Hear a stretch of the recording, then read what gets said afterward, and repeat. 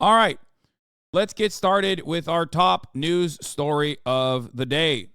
Mitch Mcconnell appears to freeze when asked about re-election once again. You're up for election in 3 short years. What are your thoughts on that? I'm sorry, I had a hard time hearing you. That's okay. What are your thoughts on running for re-election in 2026? What are my thoughts about what? Running for re-election in 2026. That's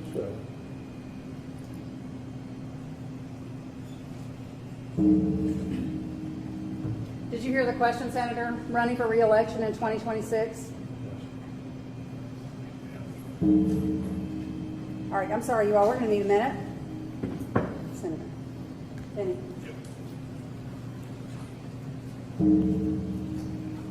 Mitch McConnell, your days are numbered. Your time has come and passed. You will pay for Somebody the else have a question? Please crimes speak up. that you have done against We have some breaking Kentucky. news, Bill Karens.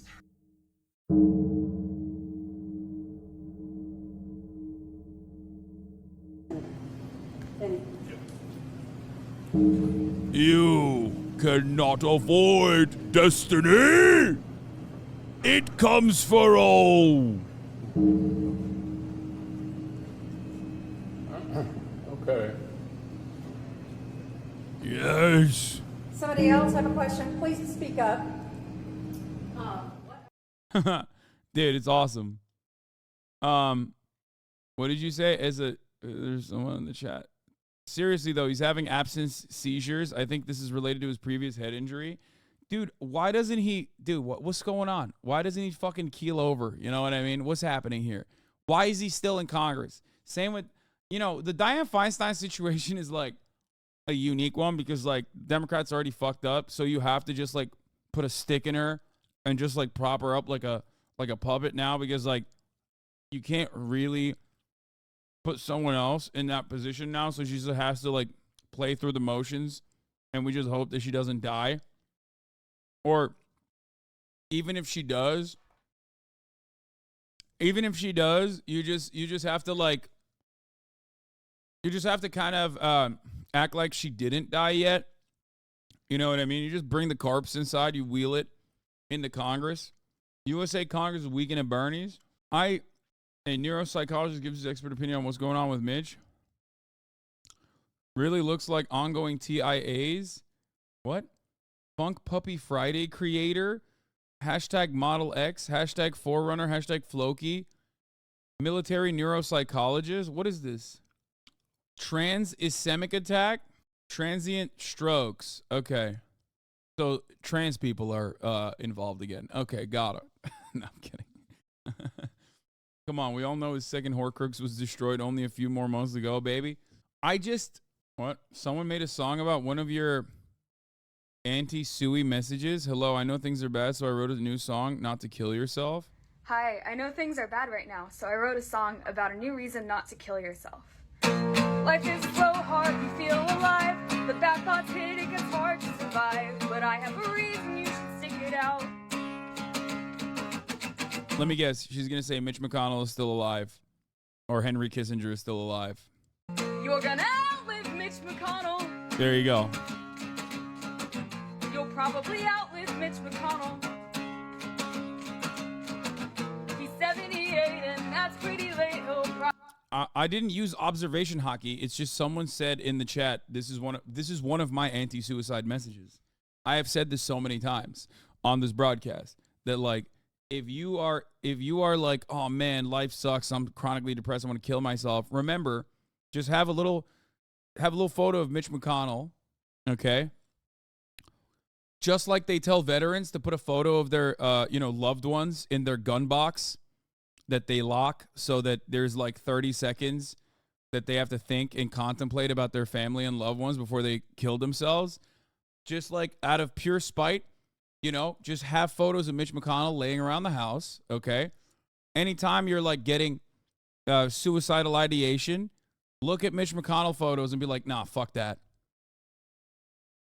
This video is 2 years old, by the way. But hey, listen, Mitch McConnell keeping a lot of suicidal people alive. Just saying.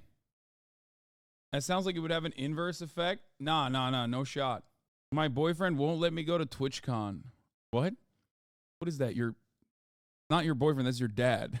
Okay? What do you mean? Aren't you a fucking adult? You can do whatever you want. That's crazy. Anyway, if you want to, I mean, do whatever you want. Live your life. Live La Vida Loca, you know? Have you seen the insane Twitch veterans anti-suicide ads? Yes, many times. I've talked about them many times as well. Gunlock. What happens when Mitch dies? Hello, we are talking about the United States of America. There are a million other villains that haven't died yet that you wish death upon on a daily fucking basis. So fear not. There are plenty of other demons that you can also choose to outlive. Anyway, many people are speculating. People are saying maybe the trans thing that you guys were talking about. I don't know. I don't understand science mumbo jumbo. But here's what probably happened. Getting sucked off by Jabuki. Once again, what if we get caught? We won't, Mitch said, with a cavalier look in his eyes. He was ready to give it all up for me. My mission was complete, but I hadn't anticipated a double agent. Love. Teary-eyed, I throated the congressional member. When the question came, we both did. So, the mini strokes that are happening is actually Jabuki stroking him. Stroking his dick. That's the fourth Live in La Vida Loca. Did you watch Shrek? No. I'm just a Ricky Martin fan. And I don't know why. I've just been saying Liv Moss a lot too. So, Mitch McConnell's getting stroked out, but not in the way that you think. He's getting stroked out by Jabuki, okay? Jabuki's sucking him off. When did Hassan learn so much Spanish? Dude, I'm a Flexican at heart. You already know. Conservatives are turning on Vivek. I think my death note is broken or something because this shit's not working. Clock's ticking for... I'm just begging for a hemorrhagic stroke instead of these pansy ischemic ones. I mean, here's how you know there is no karmic justice. Let me tell you something. Here's how you know, like, witchcraft and all this shit doesn't actually work. Because I feel like out of pure anger and resentment that hundreds of thousands, if not millions of Americans feel towards Mitch McConnell, he should have been, like, spiritually evaporated. If any of this shit was real, he would have been lasered off the fucking planet. He would have died in, like, an incredibly comical fashion, as a matter of fact. Like, a piano would have fucking fallen on him. You know what I mean? Because even if people are not, like, intentionally directing curses at him, you know people are just, like, constantly imagining a world where he's dead. And I feel like if there was any kind of, like... if there was any kind of manifestation that was real, he would have died by now. He would have 100% died. Maybe he has powerful ancestors protecting him. Fuck no. Like, he's been hexed 1,000,000 times over. It's just not happening. Counter manifestation by him. Yeah, you think Mitch McConnell's got some fucking Kentucky witch girlies from Kentucky?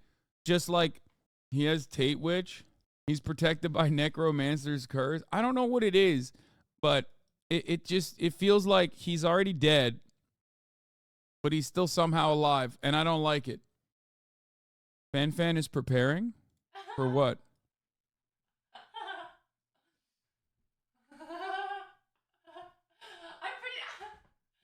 pretty good at it, huh? What the fuck is this? Terrifying. You think a young Southern belle who accidentally supped from the devil's teat wouldn't do him a solid? Aren't you protected by like half a witch talk? Yes.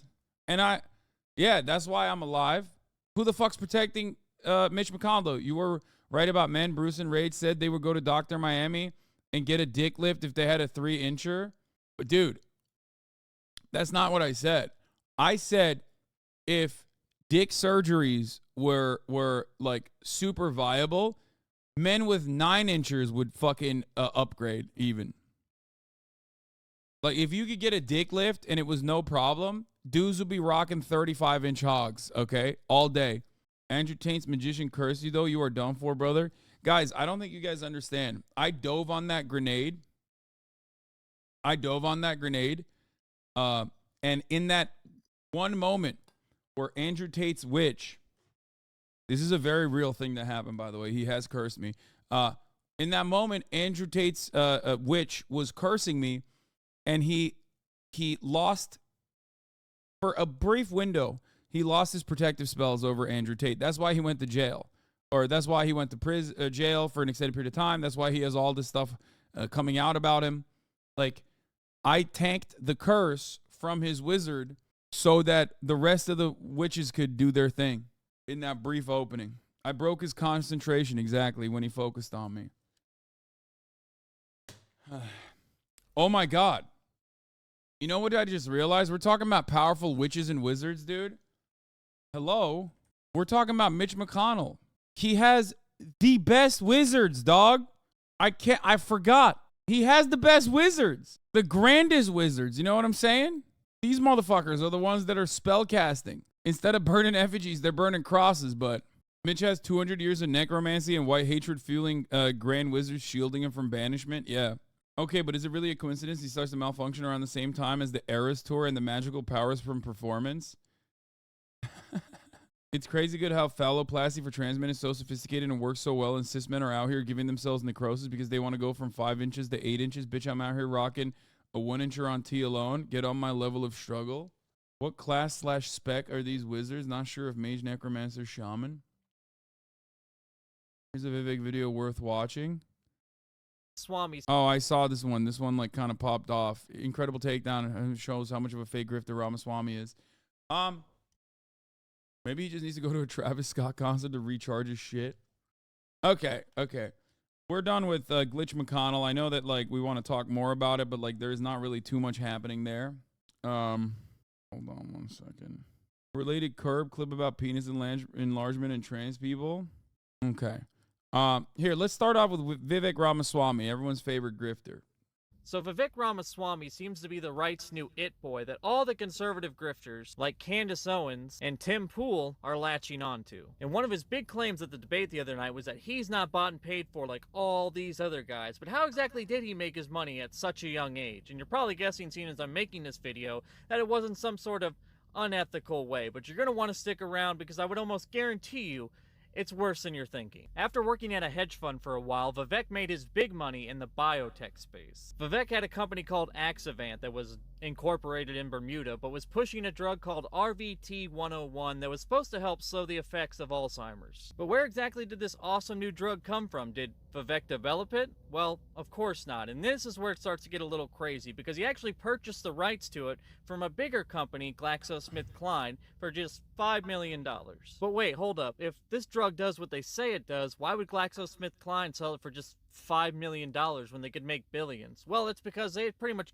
Yeah, we covered all this yesterday, but it's a good refresher. given up on the drug after it failed not 1, not 2, not 3, but 4 clinical trials. Because what Vivek did is he took one of those failed clinical trials, put his mom on the research team, who is a doctor, but was also on the board and had stock options in the company, and they took some people out, reworked a couple things, finangled a couple others, and all of a sudden that failed clinical trial was now a clinical trial that showed significant improvement. Just like that.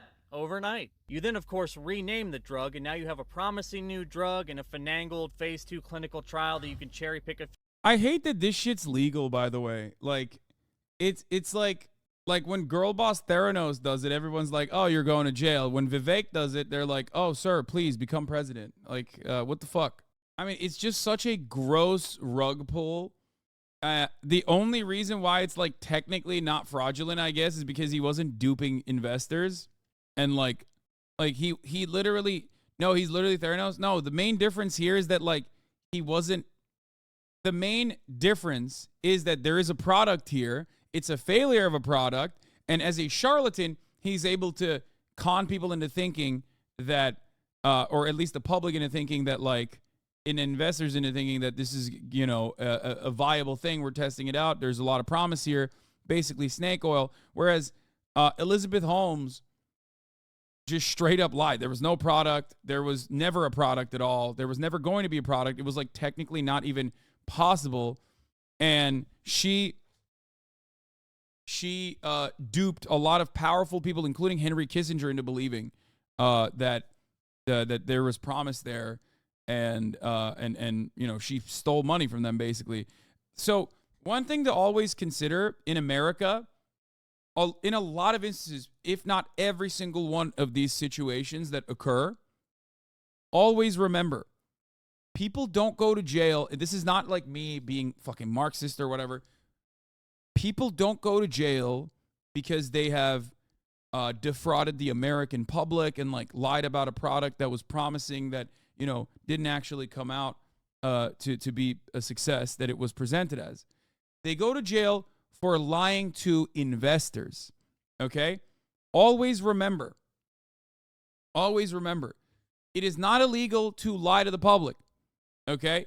Even if it might, in certain circumstances, be illegal to lie to the public, like in most cases, that level of fraud is perfectly allowed under a capitalist structure.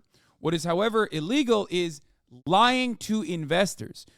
You cannot defraud people who actually have money that are buying into your product.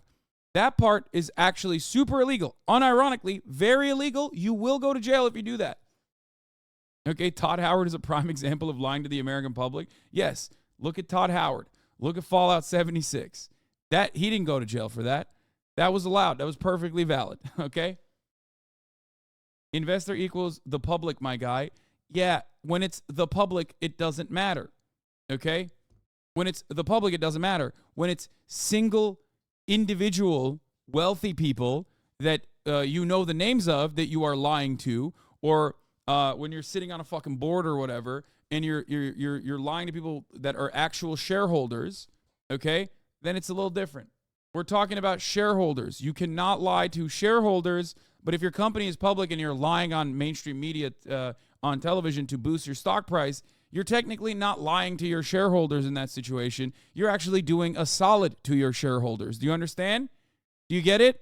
The major shareholders are seeing a benefit from you lying to the public. Therefore, not illegal. You lie to your shareholders, very illegal. Okay? Lying to the public is called marketing. Lying to your shareholder is called, it's illegal and you're going to jail. Şeyden Jersey. Saat 3'te. Bana şimdi tamam alıyorum. Yok. Şey mi? Emin misin Jersey Mike's? Peki. Okay. All right. Few lines from, you then go on CNBC and talk about the unlimited potential that this company has. Then all you gotta do is file for your IPO and watch the money roll in. Even though before the company itself actually makes any money, you gotta pass phase 3 clinical trials, but more on that in a second. And when they eventually did do their IPO, it was the biggest biotech IPO ever. The stock doubled on the first day, and eventually it went from $15 all the way up to $50 based on a hope, a prayer, and Vivek's salesmanship. But then after the stock shot up and enough time had passed so Vivek's family and rich friends could sell off their shares, it was then finally time to do stage 3 trials. And surprise, surprise, it completely flopped. If I had to guess, sources investing in drug trials are very aware of how risky an investment that is. As long as they were upfront about the failed trials with Glaxo, no one would go through the effort of getting mad at it because it was known. Don't know what she did, but she personally was lying to people in rich people's spaces in a super embarrassing way.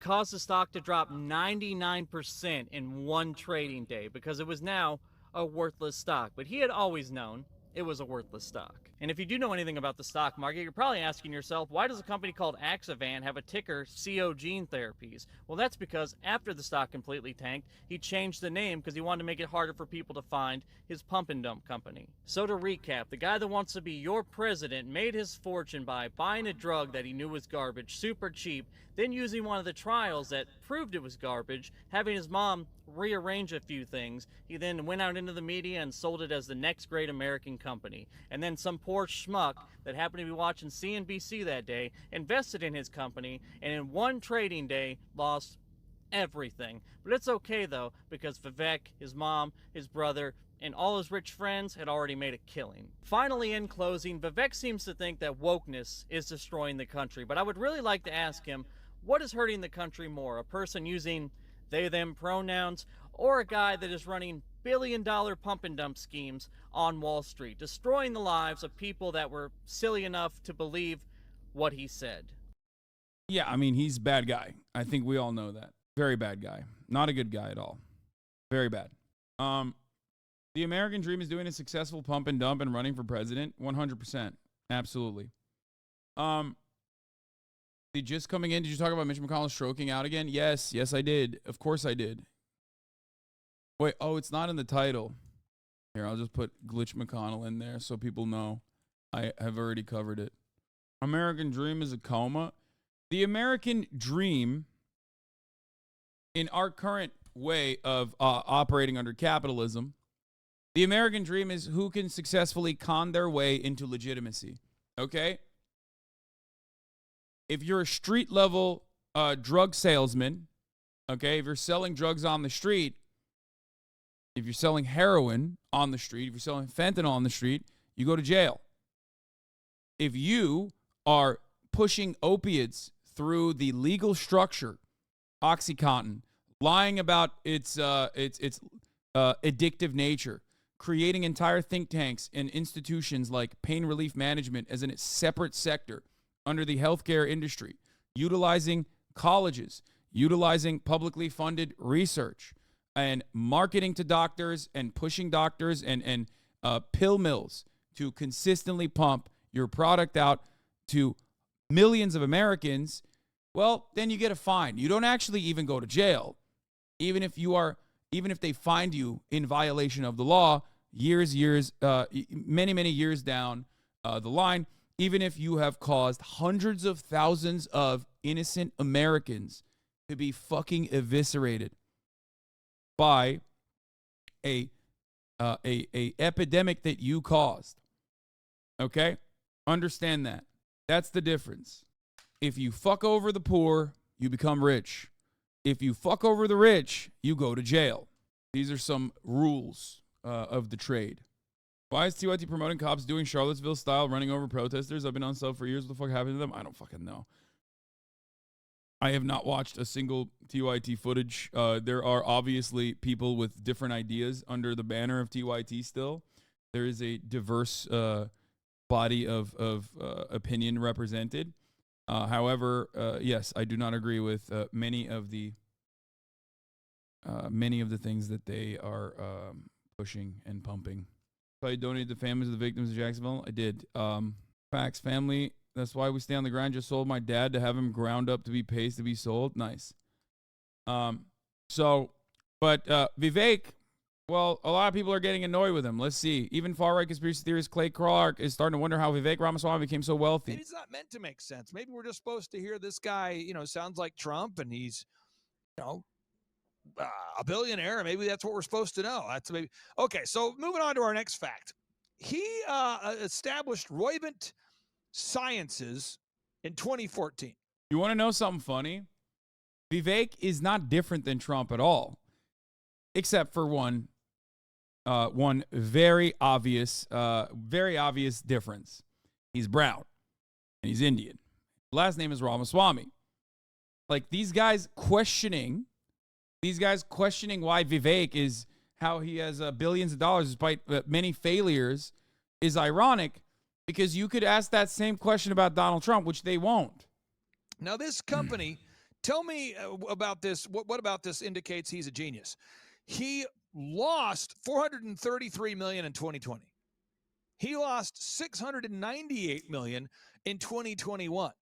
He lost a whopping $1.12 billion in 2022. And according to Bloomberg, which isn't a conservative website, they're predicting he's going to lose $1.03 billion this year. How is it possible that this man has lost $3 billion of money, yet deposited $950 million of profits into his own bank account after taking the company public? How does that work? Yeah, good question. You should ask that about capitalism in general.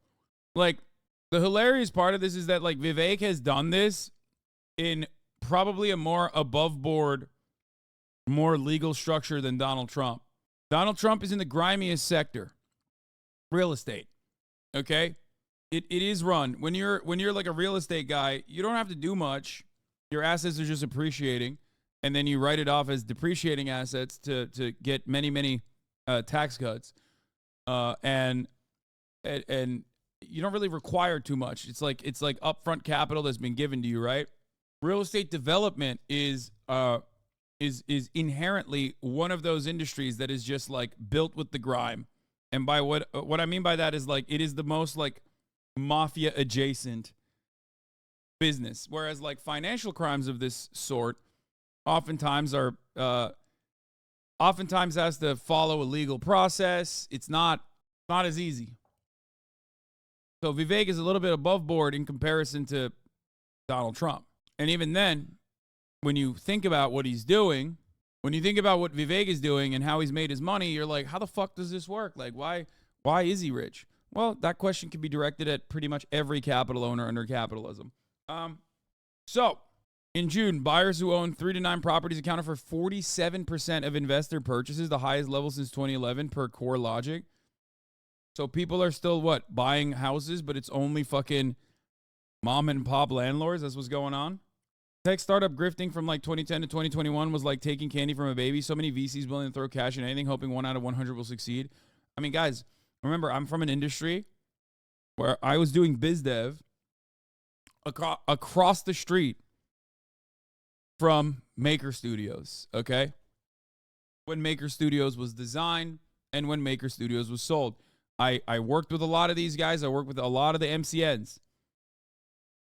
Whether it be Maker, whether it be Fullscreen, whether it be even Rooster Teeth at a certain point.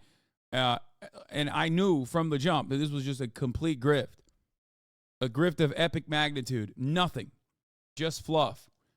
And these people were able to basically fucking con. They were basically able to con like multi-billion dollar entertainment giants into purchasing themselves for hundreds of millions, if not billions of dollars.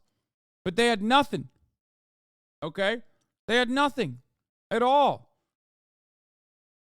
Just crazy scams happening in this industry. I saw it firsthand. Does investor purchases include or exclude people that buy to live there? Brother, you think someone who owns 3 to 9 properties is buying their 4th or 10th property to live there? They're like, how do you live in 10 properties at the same time? Trump considering Ramaswamy for VP, but he says he's getting controversial. He's not. That's not real, okay? He's just gassing my man up, playing him like a fucking fiddle. But like he is literally using Ramaswamy like a suicide vest. You know what I mean? That's his guy that's going to fight his battles if he's not there. That's it. And he'll get a bonus, he'll get a benefit, but he's never going to be the main guy. So he's just basically using him like a he's basically using him as a vector for Trump. It's going to be Rama Sweep, my fellow Ramaswamy maniacs, believers in. Okay. Anyway, let's talk about, you worked with Rooster Teeth. Like I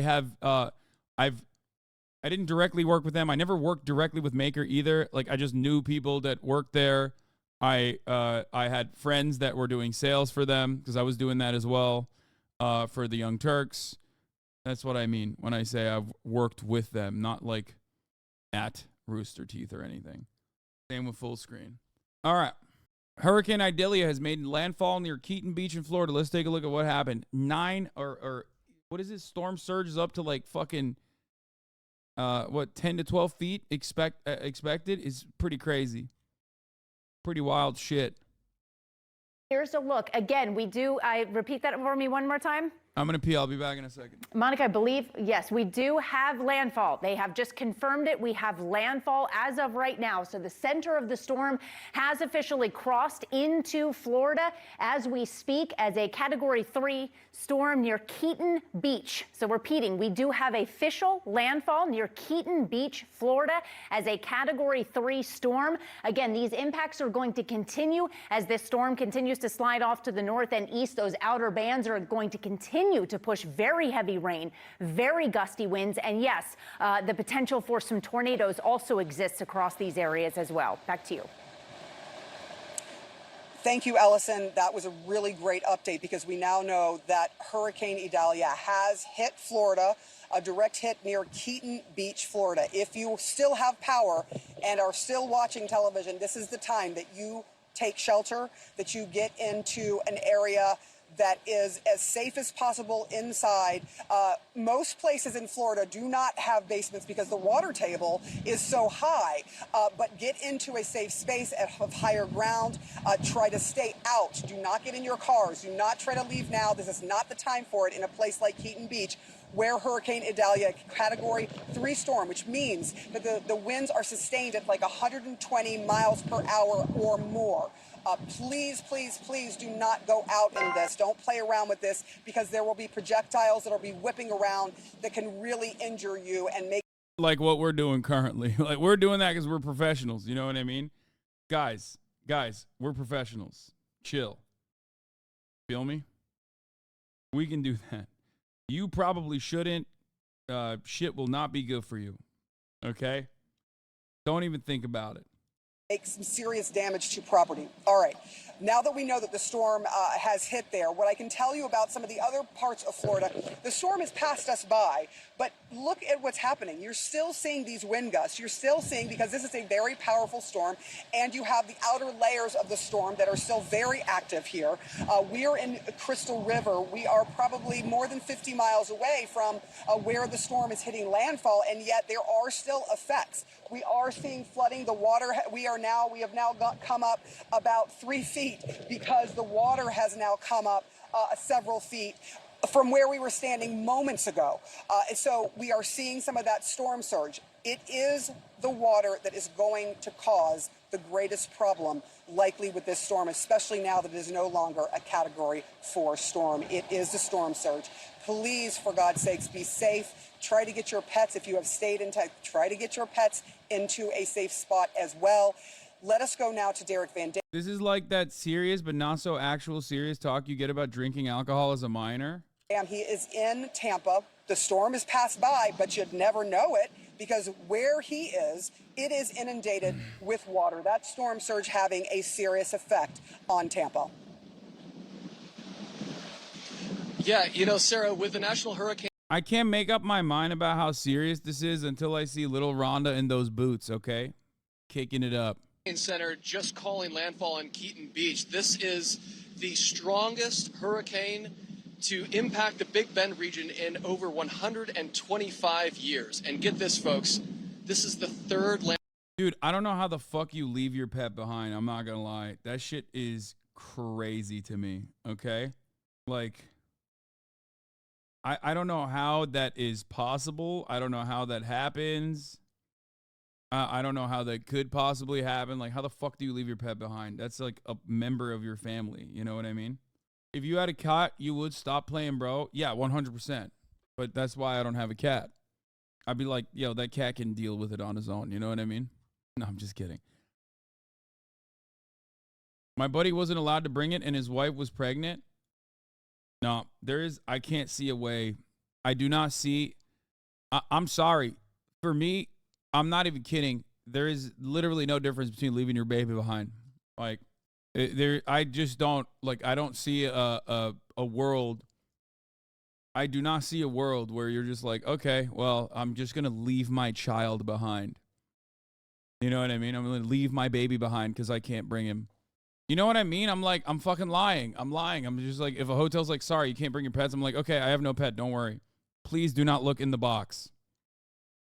Please do not look at this comically sized box that's moving. That's fine. Okay. I was refused during 2 different hurricanes to enter a shelter because I had a dog. No, I'll die. I don't know. I just like, I don't see it. I don't. Did you have pets growing up? No. I'm just, do not pay attention to the barking box. Sir, do not pay attention to the barking box. It's not. Have you seen Metal Gear Solid? Have you ever played a little game called Metal Gear Solid? Look at the box. What could be in there? Maybe it's Solid Snake. Have you ever thought about that? That could be really cool. Okay? That's not a dog. That's my wife. I'm just saying, like, I don't know. I get why certain people would make that decision when push comes to shove. I'm simply stating that from where I'm standing, like the way I value Kaya's life, there's just no fucking way I would never. There's no way. In Oklahoma, there were sirens going off, and I had guinea pigs in a box, and they wouldn't let us in the door. Am I crazy for this? I mean, you guys do your own thing. If you care about your own life, you know, have fun. I don't. Like, I don't know. Maybe this is a very white trait of me or something, but like, I straight up value Kaya like a family member, and in a situation like this, I would be like, all right, I'm tanking it. Like, I'll die, I guess. You know what I mean? Sorry. Okay. We're not going to the shelter then. Glad you said it and not me, because I'd get banned. I mean, I think a lot of people forget, like, I had a wild in the old days, back when I was still streaming at Twitch, like when I first started streaming on Twitch, I used to work at the Young Turks, and I lived in Brentwood in an apartment, and there was a wildfire. And I just brought fish with me everywhere I went that day, because I was like, nope, not happening. I don't give a shit. Like, we had to evacuate. There was a wildfire scare, and I was like, yep, taking fish with me. No shot am I leaving my fucking dog behind in a wildfire. Absolutely not. Doesn't happen. People are allergic to dogs, so probably why they wouldn't let people with no dogs yet tank it. That's my take. I don't think people are understanding. I'm saying that, like, I value this dog like she is a part of my family. Like, you know what I mean? I'm allergic to your dumbass baby crying. Okay? You don't see me complaining. It's times of need. You know what I mean? It happens. To be fair, though, you are talking to a person who thought he was deathly allergic to Kaya. If you remember. Like, deathly allergic. Like, I got eczema for the first time in my life. I went deaf in one ear. Luckily, these were all issues that happened to coincide, and it wasn't like deathly allergies. But immediately, the one thing I did, you sound like such a Redditor. I mean, that's a joke. The kid thing is a joke. I'm kidding. But the first thing I did was just like, all right, I'm tanking it. Like, first thing I did was look up, like, can you die from allergies to dogs, and also how can you just live with the rest of your life having a dog, even if you are allergic to your dog? Didn't you get eczema in 2021 from all the stress? No, I didn't. I got what the fuck was it called? Shingles. If someone has a service dog, ADA says allergies are not a valid excuse to not admitting them to a public place. There you go. They don't let me in with my dog. I'm calling a bomb threat. Ain't no one having shelter. What the fuck? No, this is for actual service dogs, not for emotional support dogs. Yeah, but you don't understand. I don't have an emotional support dog. I have a family member. Okay? That's so funny. Gelmek üzere birkaç dakika. Gör istiyorsan. Yapma ya. My dad was about to take Kaya out, and he was like, you know what? I'm going to wait until I eat because she bothers me while I'm eating, which is true. She has become a bit of a botherer when you eat. That is the most C-worded thing you've ever said. I am so unapologetically white when it comes to my love for my animal, okay? This is like it's not even a question. Anyway, here's the full video of the destruction of the Horseshoe Beach, Florida camera moments ago. This camera was at least 10 feet above sea level. Waves were overtaking this camera during its final moments. That's a house, dude. Or like a shed, I guess. Well, it's done now. It's pool now. That shed pavilion thing was a fucking trooper. I mean, it seems like it's tanking it right now. Dude, look at how gross that water is, dude. Holy shit. Storm surge is so nasty. It's just all poop. I feel like it's all poop and like bacteria that you haven't seen in a very long time. You know what I mean? Just like newly unearthed bacterias. God, Twitter fucking videos so ass cheeks. Why is it a white trait to love your animals? That seems kind of wacky. You would say that race has nothing to do with love for one's animals and things. Okay, everybody stop fucking. Shut up. Shut up. It's a joke, okay? It's a fucking joke. It's a joke about how white people care more about like their own dogs or even other people's dogs than they do about like other people, other humans, whole ass human beings. Like, It's a common trope. It's a meme. It's a stereotype. It's a joke. Oh my God. Ugh.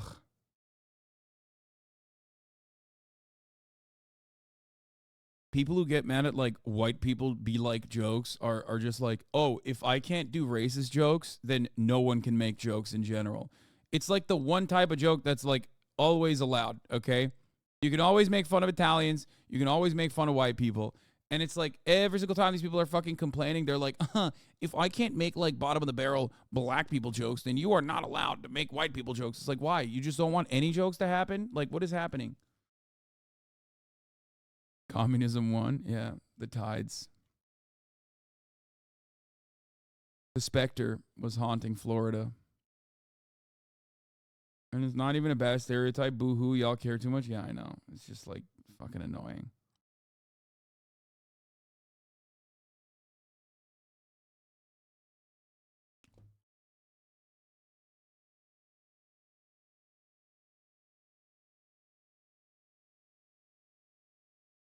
Getting offended for not understanding a joke is the most 2023 thing ever. No, it used to be worse. I am a firm believer that getting mad at jokes that you don't understand used to be way worse back in the day. And then people would like actually unironically pursue campaigns and shit. Okay? Like they would do like mass harassment, mass targeting for not understanding a joke or whatever. And then make it seem like they were literally championing this like incredibly moral cause. And there was a lot more momentum for stuff like that. Nowadays, it still happens. Like people still get mad on Twitter, but it just stays on Twitter. Nobody gives a shit anymore. You know? Okay, let's keep going. Landfalling hurricane in Florida in 12 months. Wow. That's what the people who think you hate Starfield do? Yeah, exactly. But it doesn't matter. They're fucking gross losers. Who cares? Shut the fuck up. Irrelevant. What is this? Gas stoves, plastic bags, high-flow shower heads, functional gas cans, compact trucks and station wagons, plastic straws, smiling faces. Socialists in America are miserable people that destroy anything decent. People like out of jealousy, envy, and rage. So, one thing that the Libertarian Party of New Hampshire failed to write in this Twitter post was the age of consent laws and the abolition of age of consent laws, because they are pedophiles, or at least pedophilia defenders. Famously, the New Hampshire Libertarian Party account is run by a woman who is 100%, this is not a joke, this is not a meme, dating a convicted pedophile in prison, okay? And has actually defended pedophilia. So that is a real thing. Don't ever take these guys seriously, obviously. That's the real thing that they're upset about, not plastic bags or whatever. Okay. Oh, shit. Lost it. Here's a look. Again, we do... And just walk with me and help paint this picture, because the surge is still coming in from Tampa Bay. We checked one of the tidal gauges near where we're located. It is currently at record levels, 5.5 feet of storm surge near the tidal surge gauge that is closest. You got to mention on Politics Joe today talking about how young rich people are the most Thatcherite and a UKU is needed. What's Politics Joe? I don't know what that is. To me. That is incredible. Records go back to 1991. So we're in record territory, and this is all working together, almost in a symphony of cataclysmic events, right? We have not only a powerful major hurricane pushing up the water across the eastern sections of the Gulf of Mexico, a very shallow water basin, by the way, but we also have inland flooding that is moving from the ground towards the ocean. So these working together in conjunction, they meet in the middle and they rise up the water levels. That is also being combined with the impacts of a full moon, which is a supermoon, and that has that great tidal swings with the highs and the lows. So even though we're nearing a low tide in Tampa Bay, we're still getting the surge and the impacts from this storm that is 200 miles away from us. Just incredible. Sarah. It is incredible. I love what you just said there. That was very poetic. A symphony of cataclysmic events. Supermoon, baby. You already know werewolves are coming back. Dude, cataclysmic events, dude. Cataclysmic events. God hates Florida. God hates the South. I'm sorry. Not enough butt sex happening. We already covered all of our bases yesterday. If I was a pastor in Florida right now, I would be urging my congregation, okay, to engage in the divine act of male on male love. I would be urging people to open up their butts and fuck one another in a devastatingly hedonistic orgy, because it seems like a lot of places that are engaging in such libations seemingly are not being impacted by God's anger. Open up your butts. It's time for the fuck pile. It's time for the top of the hour ad break. It is no accident that God had forsaken us on this beautiful, blessed day. 2 hurricanes on a supermoon. No flood insurance. Libation means alcoholic drink. I know, it's the Christian way. 3-minute ad breaks coming around, all around. Fucker, you just had a tropical storm and a million wildfires. Look at that. We tanked it. God demands you to do gay sex, and he demands you. Hey guys, and welcome back. What? TikTok sexiest Wattpad show? What the fuck? What is this? No. God demands you to subscribe at the top of the hour when there's a 3-minute ad break. Divine intervention in the form of 3 minutes of ads coming for you unless you subscribe. For $5 off for free, or with a Twitch Prime, that one is free, or by getting gifted a sub. Here's a 3-minute ad break now. It's a good chat bit. Okay. South Carolina right now.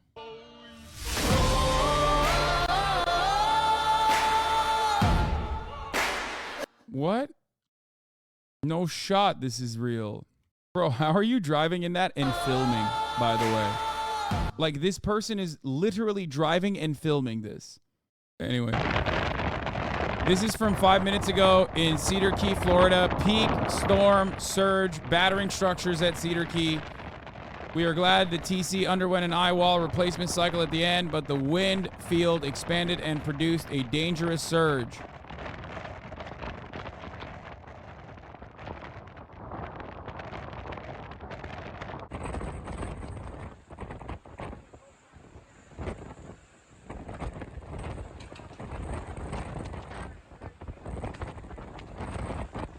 Oh, there was a brief tornado in Goose Creek. Okay.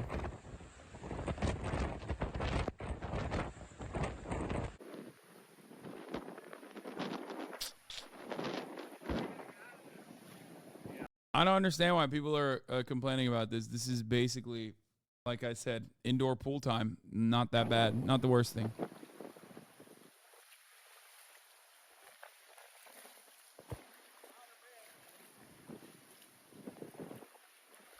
All of a sudden, you got an indoor pool.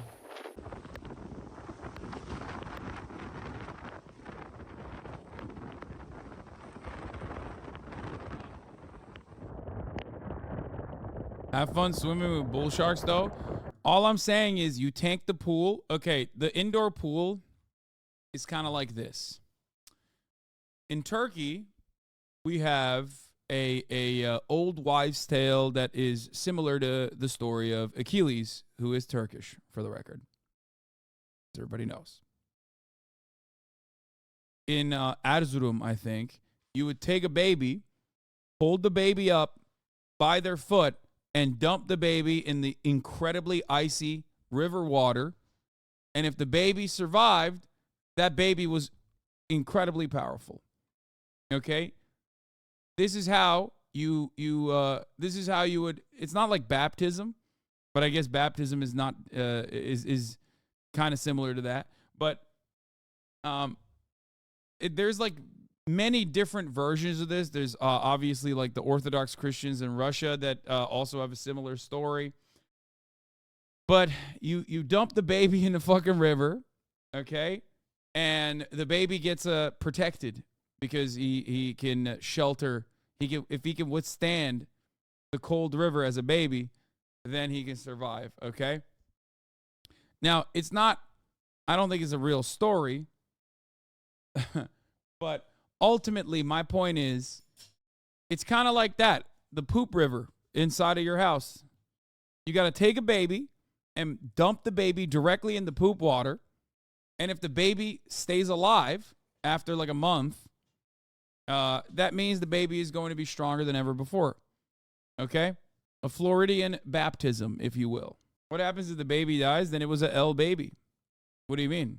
Fucking hold this L, baby. Like, you're bitch ass. You died. You ain't shit. You're weak. Because, like, think about it.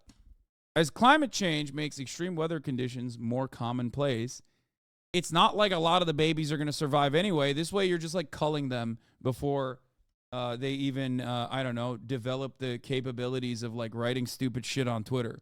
So I'm on board with it. That's what you got to do.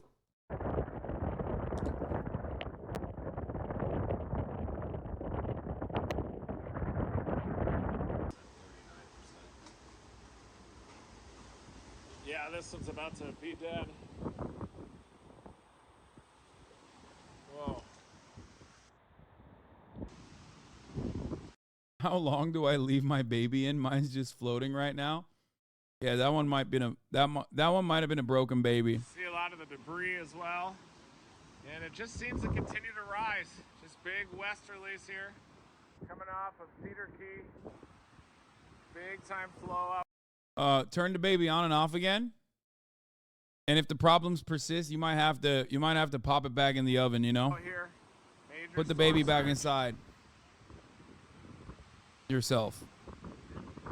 Oh yeah, put it in the rice. Fuck, I forgot. Turn the baby on and off again. Put the baby in rice. After 24 hours if the baby is still not working, then, you know, you just got to put it back in. If the baby floats, it's rotten. Shake the baby a little bit.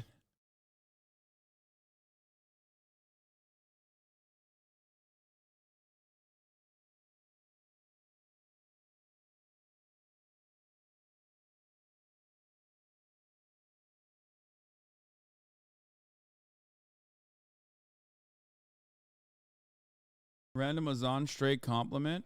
If you got rid of all the buildings in the square area of Los Angeles, you could take every human being on Earth, put them shoulder to shoulder, and they would fit inside the city limits of Los Angeles. Kaya, come here. Kaya. Everyone says they don't believe that. Well, let me tell you this right now. Shoulder to shoulder standing up. Average shoulder width of everybody would be about, what, 3 feet? Put 3 people together, a foot wide, that's 3 by 3, so 3 people would be 9 square feet. So 9 billion square feet times, and there's what, 8 billion people, so whatever. What's the square footage of Los Angeles County?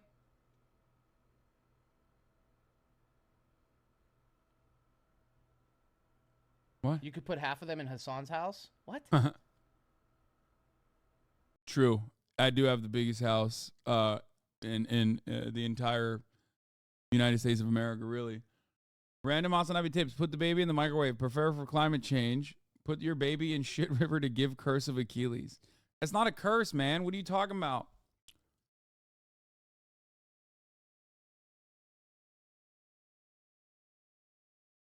What do you mean a curse of Achilles? That's just a strong-ass baby. It's a curse if your baby doesn't survive. It's not a curse if your baby does survive. The entire point is the baby is supposed to survive. Okay? Understand this.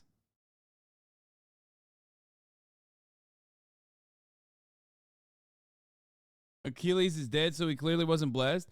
Brother, what do you mean? He tanked so much damage all around. It's just that he got hit in the fucking heel. That's why he died. Events all coming Fuck you into mean? Florida. We should mention once again that Hurricane Idalia has made landfall in the Big Bend region of the west coast of Florida. It has made landfall. It is hitting. That means the eye is going to be coming onto shore, and then those winds that whip around the other side of the eye, which can be even more devastating than the initial winds, that is happening right now. You are looking some of live pictures, and we want to show you some satellite imagery too. That'll all be coming up. We're going to visit with someone who was writing out this storm, this very dangerous storm, in just a few moments.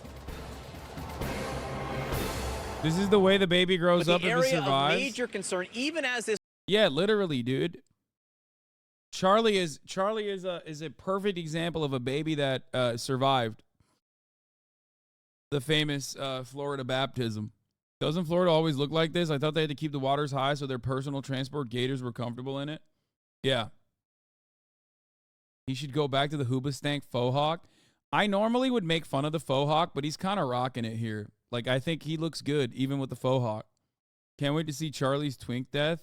Oh, come on, dude. This hurricane moves inland toward Georgia. Still as a hurricane, the major areas of concern are along the Florida Gulf Coast from Tampa all the way up through the Big Bend, where they are experiencing historic and devastating storm surge. I want to go right to Bill Weir in Steinhatchee in Florida. It's about an hour and a half from where I am right now driving, but it's a world away in terms of the level of devastation. Bill, just describe what you're seeing. Well, John, the good news is it seems like the surge has crested here in Steinhatchee. You can see this line of debris. There's some boxes and logs here. It has been receding ever since, but the devastation it is leaving behind is obvious. This is the dockside grill here. The Steinhatchee River rushed its banks. We knew that was going to happen. It normally runs from east to west. We're looking south right now. The force of the dirty side of this storm has been forcing so much water upstream against the current here, and the victims of that are all these fishing community villages, condos, communities. There's not a whole lot of development around the corner this way.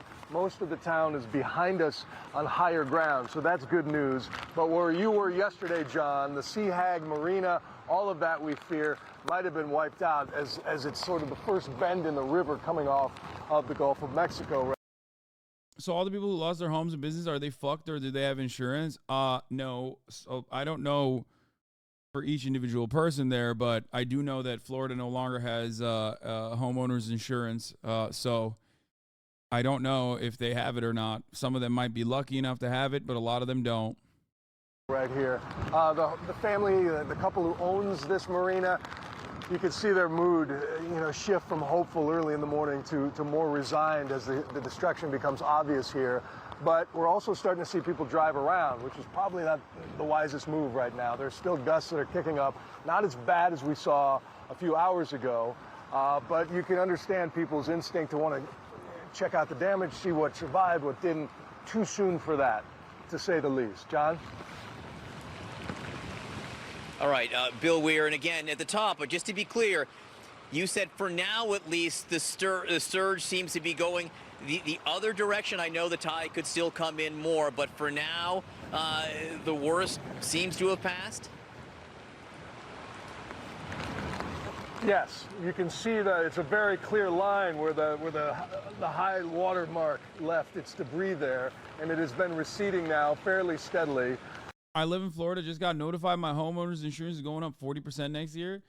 Hey, dude, at least you have it. I thought that like most of the insurance providers in the state of Florida had completely been gutted. Like Chapter 11 bankruptcies left and right, and that they were actually setting up secondary insurances for the insurance companies, and even those guys were having a hard time. Because, it's just inevitability that your house is going to get fucking flooded if you live in Florida, especially in certain areas, and that it makes no sense to insure them.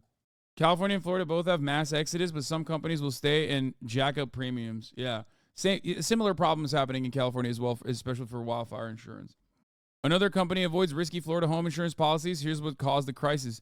AAA said only a small number of policyholders will be affected. The move shows continued market volatility has prompted several insurers to shutter or leave the state. Insuring insurance is called reinsurance, and yes, it is a big industry. Insurance industry guy here. The federal government is forcing non-Florida insurance companies to enter into funding pools to insure Florida because no one wants to insure it themselves anymore. Damn. That's kind of fucked up. Federal government nanny state much? I thought the private market should be able to be the free market should be able to cover these issues. What's going on there? What's happening? I entered a Savannah, Georgia zip code and Geico Insurance, and they wanted me to call in. Hi, Mr. Pecker. We are sorry. Online quotes in your area are not available. Please call us. You son of a bitch, Mr. Pecker. I'm a data engineer for a withheld insurance company, and we are actively refusing any and all business in Florida. Yeah. Do you think there should be a state-provided insurance? I think there should be state-provided housing, and not in the areas that it currently is in the state of Florida or everywhere in general. But I don't think it's going to happen, especially in Florida, because Florida is like a libertarian paradise. Not like actuaries know how to price climate change exposure at all. I think they do know how to do that, which is why they're no longer insuring in Florida. A lot of insurance is pulling out of the state of Florida. Listen, at the end of the day, these guys, actuaries, no, you can't. Like, you can say climate change is fake or whatever the fuck. You can say whatever you want about climate change, but the people that are crunching numbers are still going to factor climate change into their numbers crunching. It's not happening as an accident. You know what I mean? Their whole job is to make sure that they are still profitable. About as fast as it came up. At what point it'll level off, we don't know, but the wind is still holding this water here. You know I have to explain something here for a lot of you guys, by the way. A similar thing could happen in any privatized insurance field. If the pool of the insured is too high risk, meaning that every single person that is dumping in to the larger pile of money on a monthly basis with their premiums end up having to take money out, then all of a sudden insurance doesn't work. A private insurance company in that situation will say, we're done. We're bankrupt. It's over. There's not much we can do. It's pretty simple, right? A similar example I usually use is the VA, right? The VA relies on government funds. It's the closest we have to socialized medicine. However, the VA has a pool of people that are all sick. Like, pretty much every single person that even goes through basic training is going to need some level of medical attention. If not all of them are going to need psychiatric evaluations and help in general. Okay? So because that pool that is under the coverage of Veterans Affairs, because that pool is all in desperate, dire need of health care, there is no not sick people to leverage against. Okay? So that is precisely the reason why you always have to put more and more money into it. And it becomes basically a gigantic money sink. The way to solve that, the insurance problem in general, the way to solve it is to make sure that there is only one national insurance provider. You know, you pay in to the national insurance provider in the form of monthly premiums, if you want to call it that. Okay, I receive VA healthcare. It's 6 months to get an MRI, and all the doctors have left to go private. It's rough right now. Yeah. The VA, much like socialized medicine all around the world, also runs into a separate problem in the form of obviously underfunding beyond what I was talking about with respect to, like, every single person that enters the VA pool is in dire need of medical care, unlike normal insurance. Okay? Normal insurance, how does normal insurance work? You have a pool of healthy people. You have a pool of young people, for example. You have people like myself that are paying into insurance without ever getting anything back from insurance, right? Because our costs, our medical costs, even with how inflated American healthcare is marginal in comparison to an older person or someone who has cancer or someone who gets into a car crash or something, okay? I'm young, relatively, and pretty healthy, and I pay hundreds of dollars in premiums, and I rarely ever get back anything in return from my insurance. People like myself and people like yourselves in the chat who don't have any kind of like serious chronic injury or medical conditions are what keep the insurance pool alive. So I say, why don't we just do that at the national level? Make sure that there is a large pool of every single person unconditionally paying into it, okay? And you can price adjust it to how much money they have, how much money they make, okay? And even fucking cap it at a certain point, right? Have a bottom and have a ceiling if you want to put that out there as well, right? And then all the healthy people are pooling their funds together. They're not taking anything out of it because they're healthy. And then the unhealthy, those who need it, are leveraged adequately inside of that structure. I'm just saying that could probably be a better way to deal with insurance in general. Those pools only work if the population continues to grow, make babies, you degens. I mean, it still works. Yes, you do need a younger you need a younger labor force to make it work. Well, the United States of America has been able to avoid some of those problems that other countries are facing. It's not just having babies, it's also immigration. America has been able to not receive some of the worst aspects of being a modernized, heavily developed society by having a steady inflow of immigration, both illegal and legal. Or hear me out, we don't fund it like an insurance scheme. Chatter, what I'm describing is quite literally just a national healthcare structure. I don't think you understood what I was saying. That was the joke. The joke is that if you were to nationalize and have a singular healthcare pool, okay, that would be the best thing to do. And then also, all of the hospitals that you build would also be government funded, which they currently are anyway. Most hospitals receive a tremendous amount of government funding, obviously, to exist. This way, you would eradicate some of the worst aspects of not having any hospitals in rural areas, for example. Hospitals are basically, one, subsidized out the fucking ass, which it should be. And then two, if they're on top of the subsidies, they are usually getting voluntary donations from wealthy benefactors that, put their name on the side of the hospital or whatever. They're not like entirely profitable businesses in and of itself. I mean, obviously, like elective surgeries are good for generating revenue, but overall,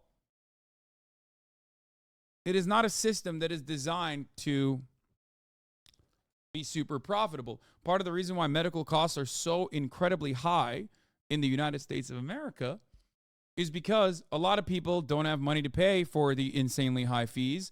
A lot of people do not have, a lot of the insurance providers are also working overtime, ensuring that they are not paying enough of the costs. And that mediator existing in and of itself actually ends up inflating the price in the hospital. And most of the burden is left upon those who actually do pay their both their insurance and also the rest of their bills.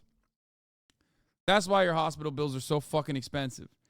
There are a lot of redundancies in this process that could absolutely be eliminated. You can talk about it like a fucking Bain Capital guy if you want to and describe it on those terms, because the hospital structure in and of itself and the medical system in the United States of America is not exactly efficient from a capitalist perspective either. It's just not. Obviously, there's issues in every step, in every direction. But you sidestepped the original question that started this convo. What does the government do for people living in flood areas now? Build a house for them and displace them? It seems impossible to solve. No, I don't think so. I didn't sidestep that at all. It's just called a risk pool, right? Doesn't specifically have to relate to insurance. Conservatives always say they don't want to pay for other people's health care, but they already are. Yeah. Health Justice Now is a great book. Check out on this subject. Yeah. And when people don't get preventative care, emergency care costs more. I think if the government also was, here's another aspect of this. If the government was also responsible for funding your health care across the board, like directly, and not just simply offering subsidies to these insurance providers, these pharmaceutical companies, these hospitals in general, and like creating a patchwork solution that is just funneling money into the private sector and into the pockets of whatever shareholders are are invested in these aspects of the medical industry. If that was the case, then they would have a vested interest in your health. They would have to ensure that you are healthier than you actually are currently. For that reason, they would probably implement things that most Americans would consider draconian, as a matter of fact. One thing that I was talking to with my French friends was in France, apparently free refills for sodas are illegal. Why are they illegal?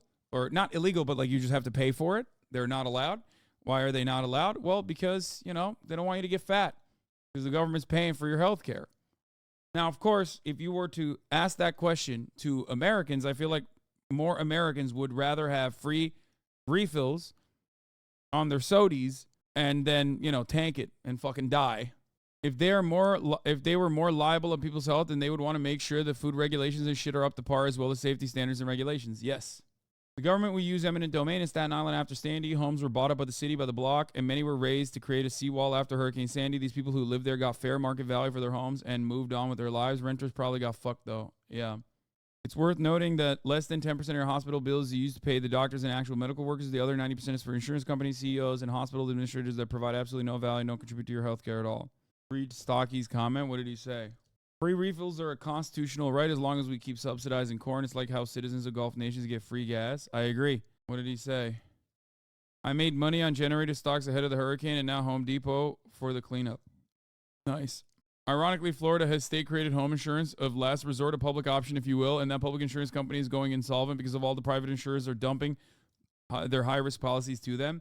Yes, the problem is in the United States of America, whenever there is a government initiative, that government initiative doesn't end up serving the interests of the population, but instead it becomes yet another patchwork solution for private profiteers to dump their fucking volatile, shitty products into.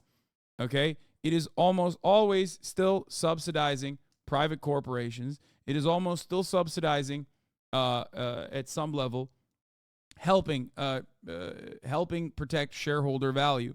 Why the state should support and bail those pieces of shit big pharma? They won't move a finger to help people at all. What do you mean? Banning soda refills is fucking meaningless if road sodas are already outlawed, Sag. I know. Nobody's talking about the constitutional right to drink and drive. It's kind of fucked up. That's what I would run on if I were to ever run on. If I were to run for political office, that's what I would run on. All right, the wind is holding the water there. I am very sorry to hear about the family that owns the Sea Hag, that marina may be gone, although it is heartening to know that they themselves are okay, and that's what's truly important. Bill, every once in a while here we do get this really just pounding rain. What are you getting in terms of rain there? We're getting these bands now. We saw the 80, 90 mile an hour gust for a few minutes, a few hours ago. Now it's probably in the 30 mile an hour range. Still dangerous. We're taking shelter behind one of these grand trees that are here. But we've seen plenty of this, corrugated steel sheeting, tin roofs blowing around, peeling off here. But again, just to sort of level what the locals were telling us, last night we went out on a just short boat cruise in the calm before the storm with a local captain here who said he was worried that the surge would reach the roof line of the dockside grill right there. You can see it came up a few feet inside, but nowhere near their worst fears. That gives you some perspective that it probably could have been a lot worse in this area, but as far as what's happening further up, Keaton Beach, all of that, we don't know yet. It's too soon to tell. Is it necessary to put those guys outside, or is it just for the fun of it? It's a bit of both. I have knees. Thank you for the 5 tier 1 give the subs. I think it's definitely not necessary, but also it's very cool that they do that. It's like a tradition at this point, and I kind of like it. I'm not gonna lie. Like you just get a better feel for the devastation, right? That's right. We don't have eyes on some of these other areas where the storm surge could be even worse. Bill Weir, thank you so much for that perspective. Please stay safe and please keep us posted over the next several hours as well. Wait, what? It's so stupid and dangerous? Yeah, okay. Well, it's fucking boring if they're doing it from inside of the studio, okay? I mean, come on. Floridians could see major hurricane hikes after Idalia. Governor DeSantis on insurance from July 12th. So knock on wood, we won't have a big storm this summer. Then I think you're going to start to see companies see an advantage. Yeah, he knocked on wood all right.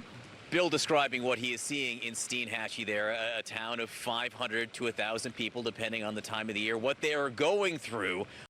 The dynamic with private insurers dumping people off onto Florida state insurance is the exact problem with public option instead of universal coverage for healthcare. It's exactly what private insurers will do. It will explode the cost of the public option, and private insurers will massively profit while they point and scream, see how expensive we can't possibly afford universal healthcare. Yeah. That is what they have done with the VA as well. I mean, it's just every aspect of the American medical field is just completely inflated, completely fucked. It doesn't make sense from a capitalist perspective either, unless you're just like pure grit, pure profit driven, and you think like, no, some people got to make money in this field. Like even from the perspective of like, you know, macroeconomics 101, like principles of microeconomics, principles of macroeconomics, like there's inelastic demand in the healthcare field. Therefore, they can do whatever the fuck they want with it. They can get away with, raising prices. They can get away with any kind of cost-cutting measures for the most part. If there was no government intervention whatsoever, it would be even worse. And with the marginal government intervention that we have, oftentimes, on top of the advantageous position that they're in, they end up taking advantage of all matter of regulations to eliminate the rest of the competition in the marketplace. They take advantage of any kind of like government intervention in the form of subsidies to increase their profits. It's immoral. It's absolutely awful. I don't know how else to describe it. It's so selfish. It's so bad. So parasitic. But I don't think we will make a significant change in this area ever. It doesn't seem like it, at least. Sorry to be pessimistic, but which is quite bad and still developing right now. Let's go now down to Tampa, obviously one of the major metropolitan centers of the state of Florida, where while the storm did not make a direct hit there, not at all, the storm surge there has been a serious issue. Derek Van Dam is... And when you talk about like doctors striking in the UK, for example, you have to remember something.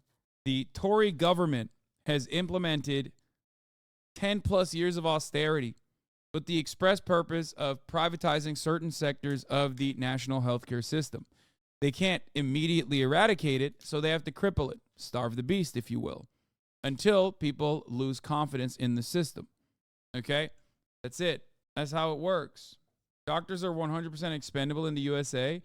Not necessarily. I would say as far as like doctors goes, America is one of the few areas where America is a country where doctors are like gods. They get paid a lot. There's still certain issues, but let's be real. Nurses are expendable. Doctors, not so much. USA still remains on top in terms of medical innovations, especially within niches. That is not true. This is completely objectively false. If you look at novel chemical compound developments, if you look at innovation in novel chemical compounds, the United States is not the leader in novel chemical compounds innovations per capita. Not. I think it barely cracks the top 10. The United States obviously has more doctors, more money, more people in general. So if you're looking at it from a totality number, yes, the United States leads, but they are not efficient in any way. Just, we're big. We have a lot of people. We have a lot of money. We have a lot of brain drain. So on that front, yes, we are number one in totality, but in per capita numbers, we are nowhere near number one. But you can't do per capita for everything. Why? What do you mean? Yes, you can. Why would I look at a totality?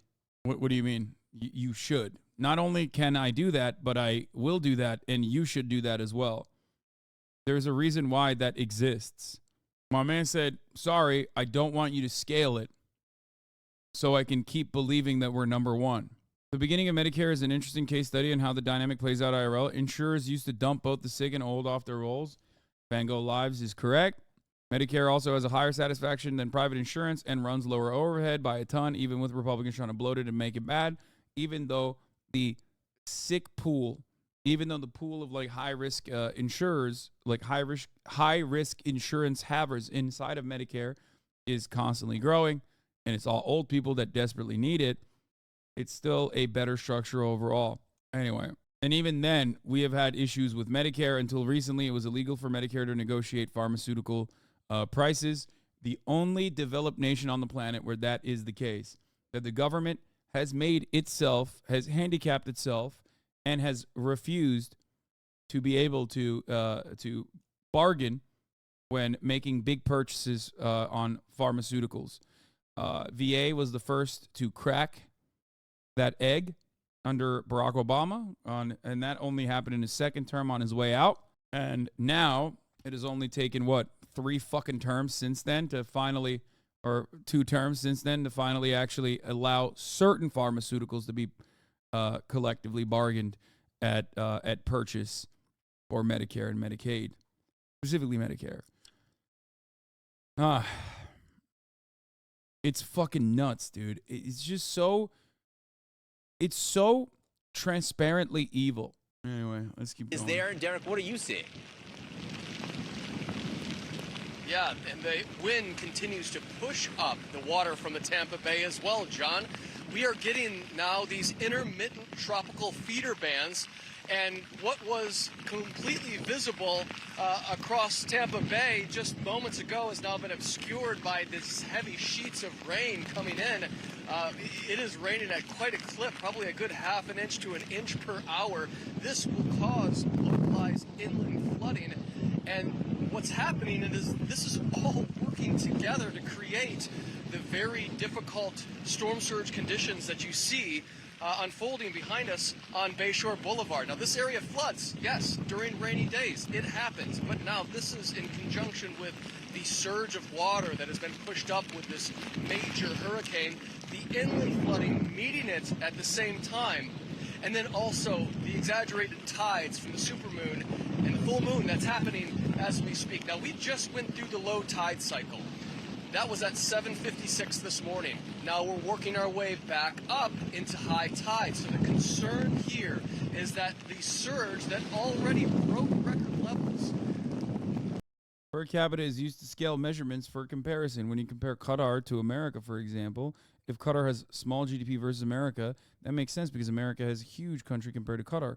But if Qatar has a higher GDP per capita compared to America, that is because Qatar has more economic output when scaled compared to America when scaled. Thank you for describing that, Facial Creamy. It's one of those gusts of wind that come through. We're concerned that the surge later this afternoon, roughly 2 p.m., are going to be exacerbated by all of these kind of a cacophony of issues here. The supermoon, the storm surge, the push of the water from the storm, and that's going to work together to create even further storm surge flooding concerns here along the Tampa Bay region. Tampa, can't see it, but it is over my right shoulder. We've been here all day, and the bay has just been angry. The water pushing up, creating waves, sometimes towering over 2-3 stories at times. And, as these bands come in, they are literally stinging our face here. There have been spectators from these houses that have come to just see the scene unfolding. And, this is different for them because they know that this road can flood. But with this amount of water lapping up to the property lines, they know that their homes are at risk as well. John, so much going on here. I'm going to send it back to you. Yeah, Derek, if I can hang on to you for a second longer, and people out driving, they probably shouldn't be in this town. The rain is coming down here now really hard, and I can tell it's coming down hard where you are too, and you're describing this two-pronged concern of the storm surge in some areas and then the freshwater flooding from inland to out. But if I can ask you, lean onto your meteorological expertise for a second about the storm surge. We were just speaking to Bill Weir a moment ago in Steinhatchee, who said at least there, it seems like the surge for now may have crested. They're seeing it back off a little bit, and they're seeing a debris line there. Talk to us about how this could work over the next several hours, up and down the Big Bend area, even where you are. Could you see the surge recede some and then come back in again? I have a silly question. Why do they get the reporters to stay in the storm? Seems kind of psychotic to make them go to the perils of the storm. Content, baby. Content. That's what it is. Like, what do you mean? That's what it is. They're having a little bit of fun with it, you know? It's fucking, it's sick. Okay, so that's a great question. And what we got to do is we got to visualize how a hurricane rotates counterclockwise, okay? And so I am on the eastern side of where that center of where Idalia made landfall.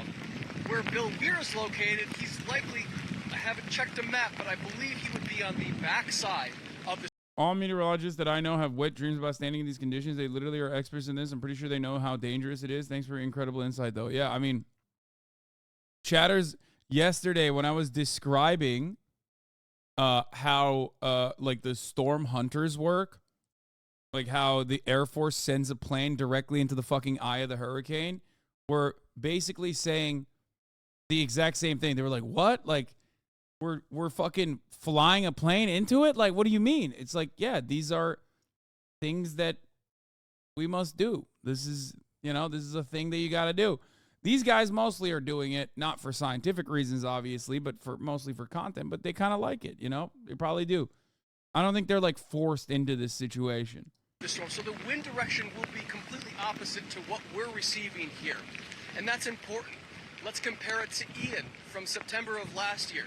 There is a major difference to what happened in Tampa Bay that had the water literally sucked out because of the direction of the wind was pushing offshore. And yeah, these guys also, like, they don't dump them into the middle of the fucking surge. Like, they don't put them in an area where they're, like, clearly impacted. If the water had more poo in it, they would probably be less happy about it. I mean, I'm pretty sure the water has plenty of poo in it. But, you know, they're not doing Reed Timmer shit, right? Like, that would be a little bit more risky. Here in Tampa versus the onshore component that brought the surge to Fort Myers Beach. Same thing is happening here. We happen to be in the onshore component of this storm, and that is why we continue to see this push, this surge of water that is coming directly off the Gulf of Mexico. John. Yeah, it's a really good explanation, Derek, and if you can, and I can't see you, so I don't know if you're just getting poured on or blown around now or what, so if you need to go, let me know, but I'm going to hang on to you as long as I can because this is such important this is such important information that we're both going to get wet for the time being. In terms of the tides, you were talking about the supermoon and the tide rising. How does tide work with storm surge? Storm surge is independent of high tide, but the tides can make it worse? Yeah, this is just incredible to think the unfortunate coincidence of this timing, right? We have the high tide in Tampa Bay occurring about 2 p.m. this afternoon. We also have this supermoon. Let me explain what that is. Supermoon is actually when the full moon is at its closest approach to Earth. It's roughly about 18,000 miles closer than it normally would be on its elliptical path around the planet. So what that does is it exaggerates the tug, the pull on the ocean. Will they talk about how it makes you gay? Just saying, 75% water. Moon controls the water. Tide goes in, tide goes out. Can't explain it. Just saying. Supermoon, known to make people more gay. And it exaggerates the low tides, but it also exaggerates the high tides. And now that we have what is a hurricane that has pushed up all of this water in combination with this high tide and the supermoon, we have the potential here for more surge in the locations that have that onshore component like I was explaining to you a moment ago. Our breaking news coverage of Hurricane Idalia continues. The storm is now moving quickly across southern Georgia as a Category 1. And Idalia is so massive, we're talking 250 miles of the southeast right now being hit all at once. The city of Savannah now bracing, 3 to 5 feet of storm surge expected there. And officials are warning conditions are going to rapidly. I mean, I'm happy that, like, as the day goes on, they went from it's going to be Cat 4 with, like, 12-foot storm surges to, like, in Savannah, it's Cat 1, and it's going to be 3 to 5 foot storm surge, which is still pretty devastating, but it's not as devastating and as deadly, I guess. So that's good. I wonder if like the climate change deniers are going to be like, oh yeah, they fucking claimed that this was going to be awful. Like, look at them again. Like, classic meteorologists, like doing wrong by the people. You know what I mean? Like, they're lying again. They're trying to freak us out. It's not that bad. You know what I mean? Deteriorate very soon. Right now, search and rescue operations are underway as the catastrophic storm surge on Florida's Gulf Coast is actually still rising in 12 feet were for coastal Florida, not for Georgia. Yeah, but still. some areas.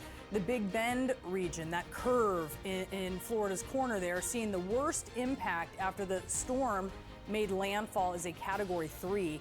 And we're getting some stunning new video from Keaton Beach. It's showing the moments as the eye of the storm hit. And this is some of the stunning aftermath. A home completely destroyed, the walls and the roof ripped off. You can see a bed inside of the house. Florida officials say 2 people were killed in 2 separate car accidents. I would have been nutting right there, dude. This is happening to me. I'm on that bed nutting. One last nut. During severe storm conditions as well. And in Perry, Florida, as the storm hit, winds topped 120 miles per hour. This woman caught the moment a tree fell right on her home. Have a listen. Oh my gosh. No! Oh. It's okay, it's okay, it's okay, it's okay. Oh my gosh. They're replaying it over and over again. That's crazy. Luckily, they're fine. Who the fuck mounted that TV? I don't know, but shit stayed. It withstood the goddamn storm. So it's kind of wild, kind of crazy. You guys probably heard, if you were listening to the Fear M podcast or the Sad Boys podcast that I was on, Jarvis Johnson talk about how he's from Florida. He's a Gainesville Gator boy, and how they were really poor, and a tree fell on their house when he was young in Florida, and they just had to like shut off that part of their house, and they just couldn't use it anymore. It's okay, it's okay, it's okay, it's okay. Yeah, that could be genuinely dangerous. Right now, we have reporters covering all angles. Let's begin in Gulfport with Carlos Suarez. Carlos, tell us what you're seeing there in the wake of this.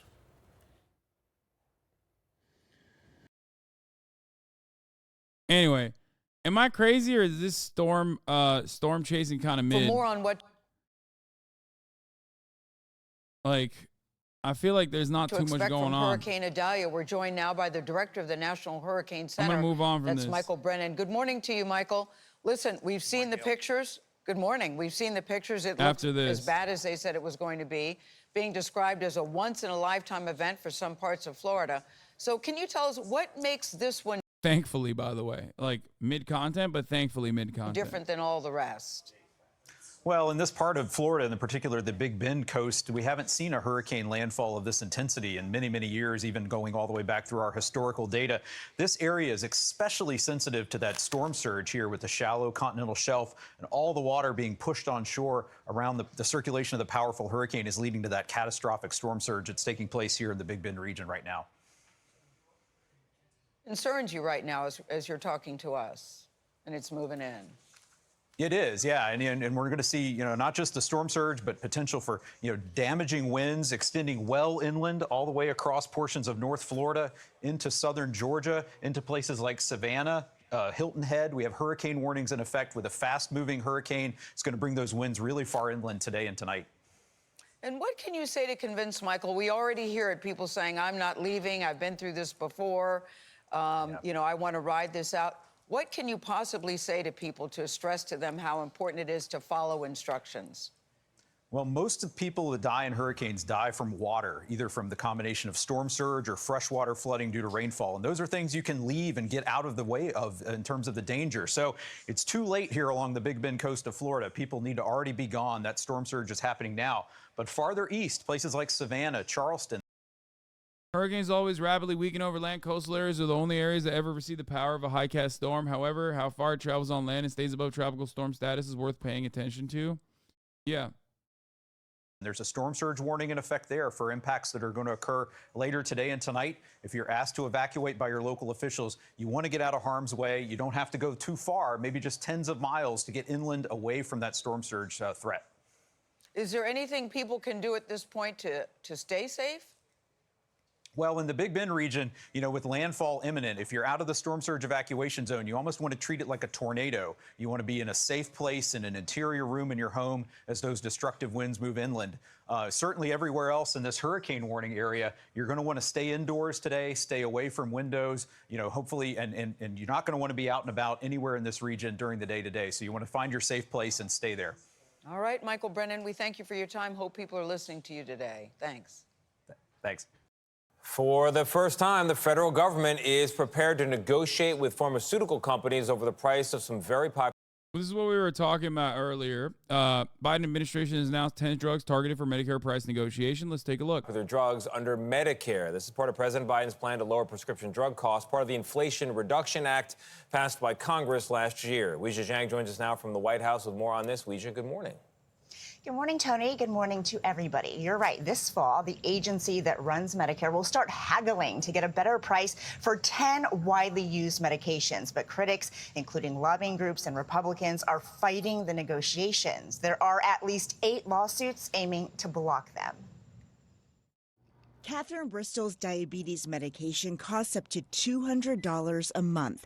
She says sometimes that means she can't afford to buy groceries. I shouldn't have to choose between my medicine to keep me not going blind, not eating, or dipping into my rent. Bristol takes Januvia, one of 10 drugs that could be cheaper after negotiations between the government and drug manufacturers. They're used to treat a range of illnesses, including heart failure, blood clots, and arthritis. A new report shows about 9 million seniors in Medicare's prescription drug program used one or more of the drugs last year, paying $3.4 billion out of pocket. We're going to keep standing up to Big Pharma, and we're not going to back down. President Biden announced the plan for price cuts as part of his Inflation Reduction Plan. But the top pharmaceutical trade group, Pharma, called it short-term political gain rather than what is best for patients. Yeah, what's best for patients is like not being able to pay for it because they get to dictate what the prices should be. Pharma has joined the legal battle to block the program. The White House. I'm not even joking when I say. Okay, I don't want to say it. I don't want to say it. I don't want to say what I want to say, what you should be able to do to these people, okay? But I'm thinking it. You can't stop me from thinking it, okay? You should think it. It's fine to think that.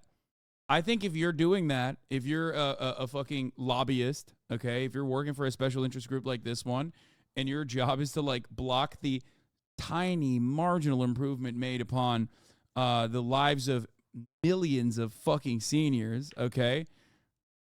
I think you should have bad things happen. I think you should go to jail.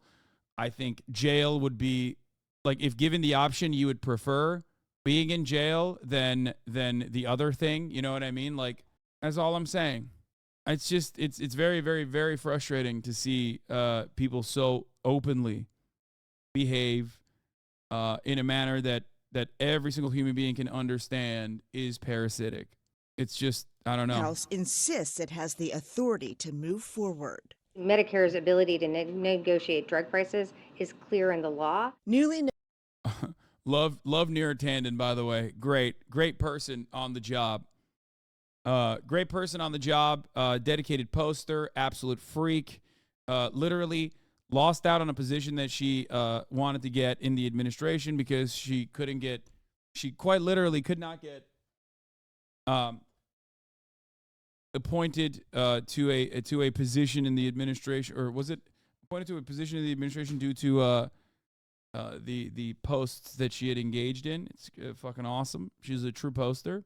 It's a gross post by Felix. Oh, I mean, this is not enough. It's just a good start.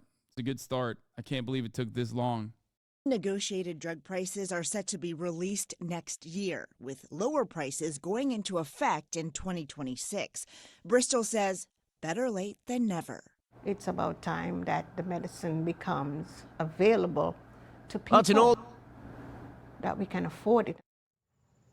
Drug companies have until October 1st to agree to enter into negotiations. Otherwise, they face an excise tax of up to 95% or will be forced to withdraw from Medicare and Medicaid altogether. Prices for additional drugs are expected to go down in the coming years. Tony.